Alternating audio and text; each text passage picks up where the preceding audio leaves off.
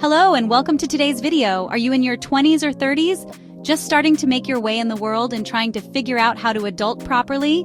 Well, guess what? You are not alone. It's really easy to make mistakes in these crucial decades that can have a huge impact on your financial future. But don't worry, I'm here to help. In this video, we're going to expose the 10 most common financial mistakes people make in their 20s and 30s. And more importantly, I'm going to teach you how to avoid them. Let's get started. The cornerstone of any solid financial plan is a budget. You absolutely have to track your spending. If you don't know where your money is going every month, you won't be able to save and invest for your future goals. Think of it like this. If you were trying to lose weight, the first thing you'd do is track your calorie intake, right? Well, budgeting is the exact same concept, but for your money. Now, I know what you're thinking. Budgeting is boring, tedious, and restrictive. But it doesn't have to be. There are tons of great budgeting apps out there that make it super easy, like Mint, YNAB, or EveryDollar. Or, if you're more of a spreadsheet nerd like me, you can just create your own. The important thing is to find a system that works for you and stick to it. The 50-30-20 budget is a great place to start. By following the 50-30-20 rule, or any budget for that matter, you'll have a much better understanding of where your money is going each month, and you'll be able to make more informed decisions about how to spend and save your hard-earned cash. Imagine this. Your car breaks down, you suddenly lose your job, or you have an unexpected medical bill. These are all situations where you'd need quick access to cash. That's where your emergency fund comes in. An emergency fund is a stash of money that you can tap into to cover unexpected expenses.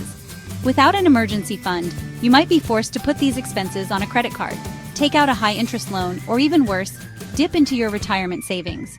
So, how much should you have in your emergency fund? A good rule of thumb is to have 3 to 6 months' worth of living expenses saved up.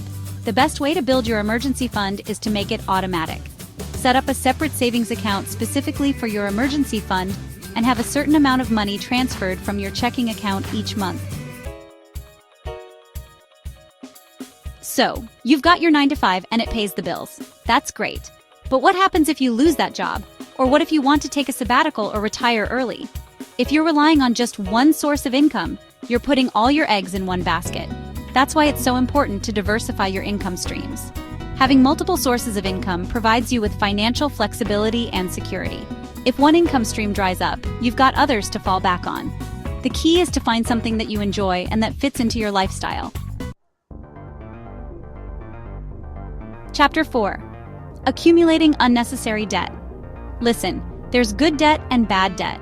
Good debt is an investment that will appreciate in value over time, like a mortgage on a rental property. Bad debt, on the other hand, is debt that you rack up on things that depreciate in value, like cars, clothes, and vacations. This type of debt can quickly spiral out of control and sabotage your financial goals. Plus, the interest rates on credit cards are insanely high, which means that you end up paying back way more than you originally borrowed. So how do you avoid accumulating unnecessary debt? Simple. Live below your means, focus on needs versus wants, and pay off your credit card balances in full every single month. If you're struggling with credit card debt, I recommend using the debt snowball method. Chapter 5. Delaying investments. I've got some tough love for you. If you're not investing, you're losing money. That's because of something called inflation. Inflation is the rate at which prices for goods and services increase over time. Investing allows your money to grow at a rate that outpaces inflation. And the best time to start investing is now. The earlier you start, the more time your money has to grow. There are tons of resources available to help you get started. And there are even apps that make investing as easy as ordering a pizza. Chapter 6. Ignoring financial education. The more you know about personal finance, the better equipped you'll be to make sound financial decisions. Think about it this way. You wouldn't try to rebuild your car's engine without first learning how an engine works, right? Well, managing your money is no different. There are books, podcasts, websites, and even YouTube channels like mine that are dedicated to helping people improve their financial literacy. Chapter 7. It's easy to fall into the trap of wanting to keep up with the Joneses. We live in a consumerist society where we're constantly bombarded with messages that tell us we need to buy more stuff in order to be happy. But, the truth is, happiness doesn't come from material possessions. Overspending on your lifestyle is a surefire way to sabotage your financial goals. The key to avoiding lifestyle inflation is to live below your means. Chapter 8. Failing to plan for retirement.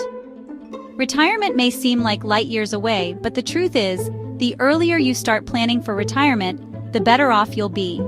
Time is your biggest asset when it comes to retirement planning, thanks to the power of compound interest.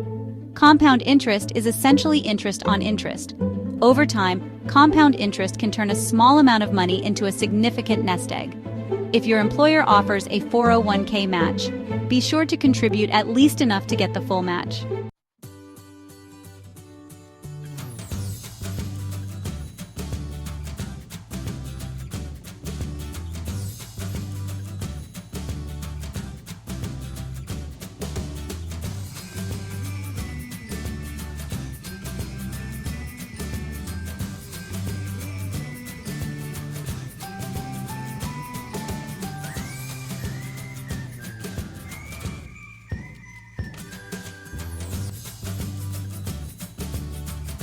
And experience. Chapter 10. Not having a financial plan. A financial plan is like a roadmap for your money. It helps you identify your financial goals and create a plan to achieve them. Without a financial plan, it's easy to get sidetracked and make financial decisions that aren't in your best interest. Start by setting some financial goals. Your financial plan should include things like your budget, your savings goals, your investment strategy, and your retirement plan. Outro, wrapping it up. Let's quickly recap the 10 financial mistakes to avoid. Not budgeting, not building an emergency fund, relying on one income stream, taking on unnecessary debt, delaying investments, ignoring financial education. By avoiding these mistakes and implementing the solutions we've discussed, you'll set yourself up for financial success and freedom. Thank you for watching. If you found this video helpful, please like, subscribe, and share it with someone who might benefit from these tips.